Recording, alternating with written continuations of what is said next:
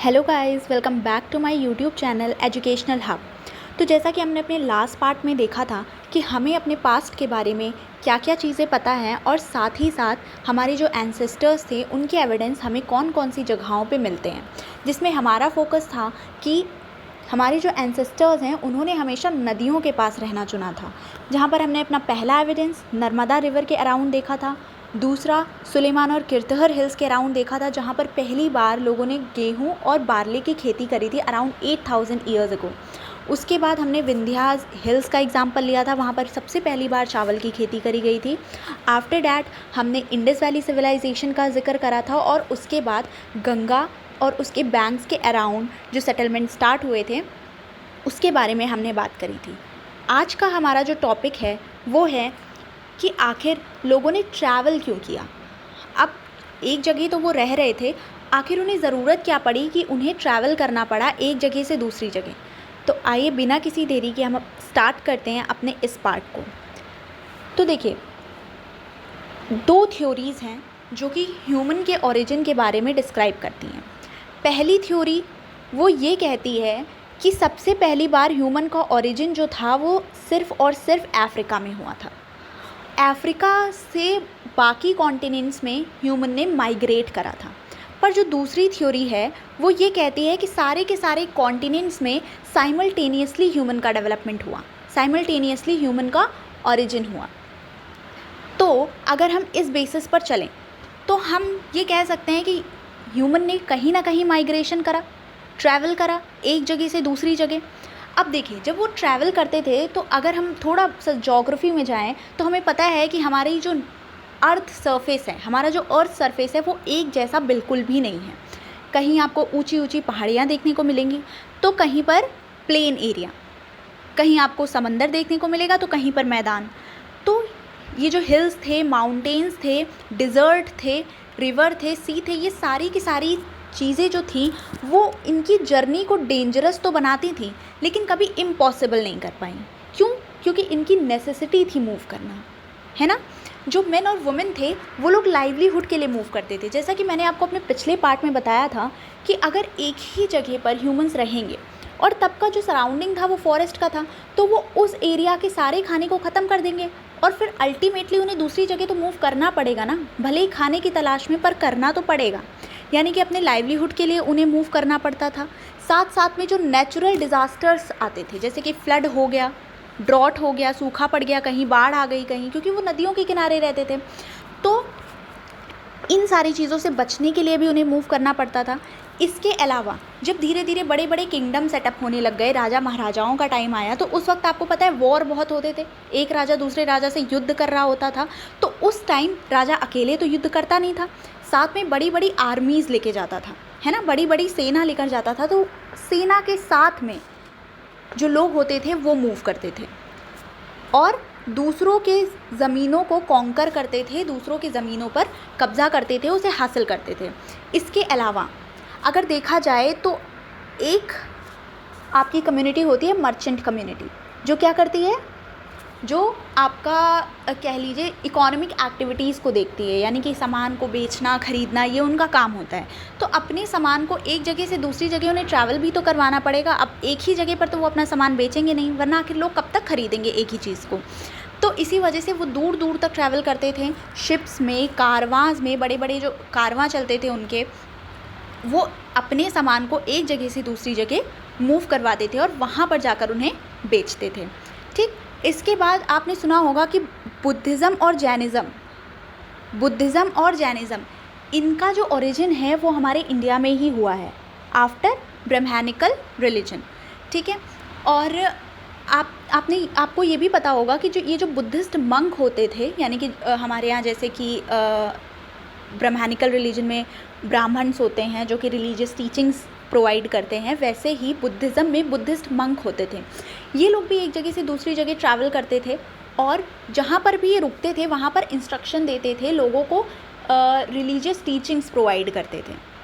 तो ये तो हो गया एक पर्टिकुलर बुद्धिज़्म से हमने एक एग्ज़ाम्पल उठा लिया। ठीक इसी तरीके से और भी जो रिलीजन रहे, उनके जो रिलीजियस टीचर्स थे, उनके जो धर्म गुरु थे, वो भी एक जगह से दूसरी जगह ट्रैवल करते थे और जहाँ पर भी रुकते थे वहाँ पर लोगों को इंस्ट्रक्शन देते थे।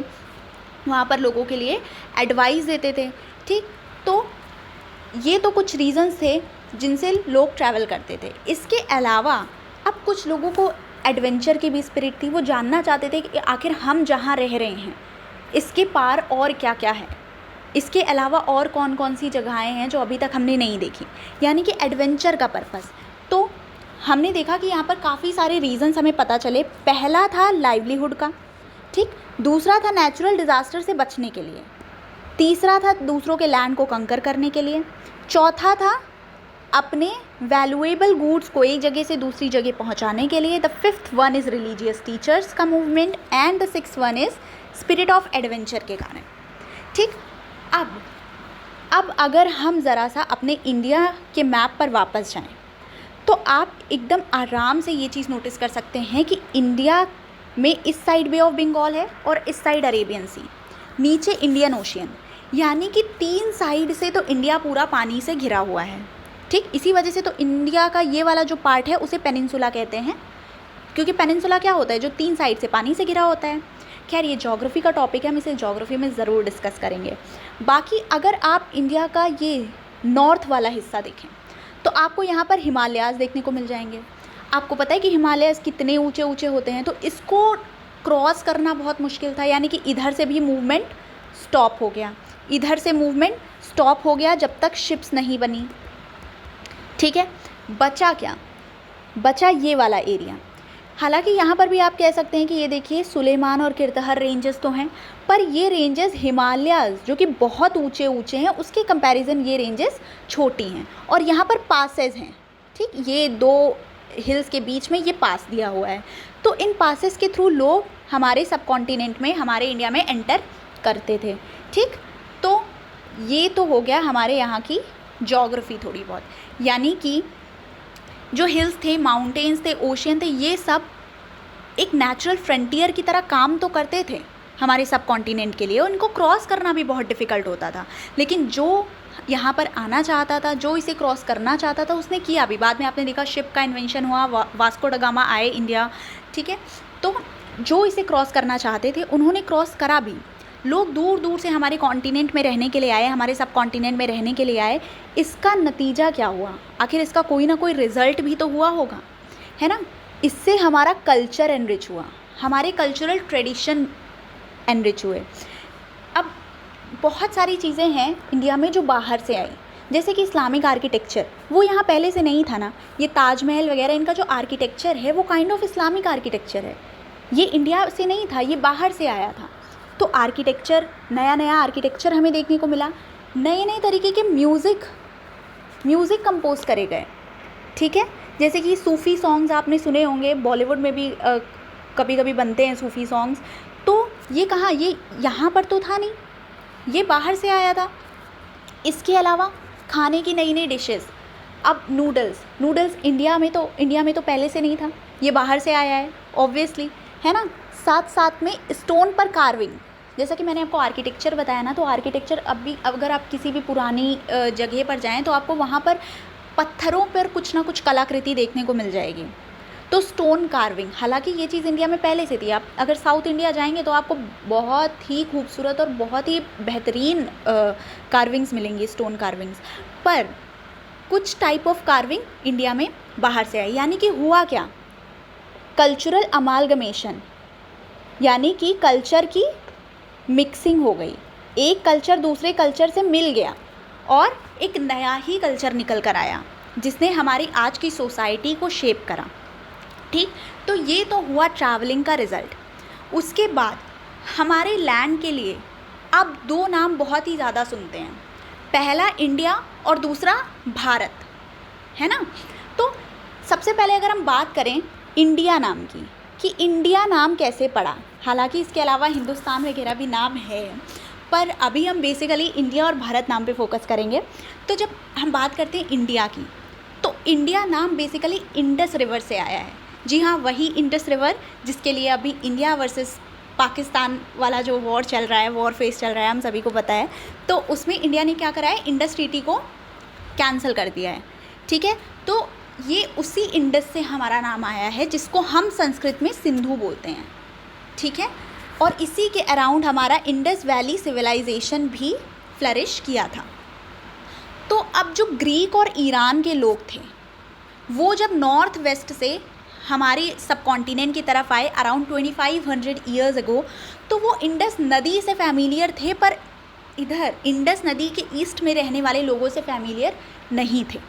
तो क्योंकि वो इंडस से फैमिलियर थे और उसको ईरान के लोग हिंदोस बोलते थे और ग्रीक के लोग इंडोस बोलते थे, ठीक है। तो वहीं से हमारे लैंड का नाम उन्होंने इंडिया रख दिया कि ठीक है, ये नदी जो है वो हिंदोज या इंडोज है, तो इसके ईस्ट में जो लैंड है वो इंडिया है, ठीक। तो ये तो हो गई इंडिया की मिस्ट्री सॉल्व। दूसरा नाम जो आता है वो आता है भारत का। तो भारत, देखिए भारत, आपने ऋग्वेद सुना होगा, है ना, ब्रह्मानिकल रिलीजन का बहुत इंपॉर्टेंट लिटरेचर है ये ऋग्वेद, ठीक है। और 4 वेद, जो हमारे 4 वेद होते हैं, उसमें सबसे पहली बार कंपोज ऋग्वेद को ही किया गया था, यानी कि ऋग्वेद सबसे मोस्ट इम्पॉर्टेंट वेद है, ठीक। तो ऋग्वेद में हमें उल्लेख मिलता है, हमें कह लीजिए कि भारत शब्द पहली बार ऋग्वेद से हमें देखने को मिलता है। तो ऋग्वेद में बेसिकली ये किसी लैंड के लिए, किसी ज़मीन के लिए भारत वर्ड का यूज़ नहीं हुआ था। भारत वर्ड का यूज़ एक ग्रुप ऑफ पीपल के लिए हुआ था, एक ट्राइब के लिए हुआ था। इसके पीछे भी एक स्टोरी है कि कैसे इस ट्राइब के नाम से ही भारत, इस पूरी ज़मीन का नाम भारत पड़ गया। इसमें आपको ये 10 राजन युद्ध भी देखने को मिलेगा, but this is not the part of syllabus, तो हम इसे किसी ना किसी शॉर्ट वीडियो में ज़रूर कवर करेंगे। बट फ़िलहाल के लिए एक ट्राइब थी, भरत ट्राइब, उसी के पर्सपेक्टिव से इस लैंड का नाम भारत पड़ गया। ये पहली बार इसका उल्लेख हमें ऋग्वेद में देखने को मिलता है, जो संस्कृत में कंपोज्ड करा गया था अराउंड 3500 ईयर्स अगो, ठीक है। तो this was our part 2। Part 3 में हम देखेंगे हमारे हिस्टोरिकल सोर्सेस के बारे में। हिस्टोरिकल सोर्सेस क्या होते हैं, कौन कौन से हिस्टोरिकल सोर्सेस से हमें हमारे पास्ट के बारे में पता चलता है, ये सारी चीज़ें हम देखेंगे, but in part 3। And for your kind information, our part 3 will be the last part of this chapter, so stay tuned. तब तक के लिए thank you so much, bye bye.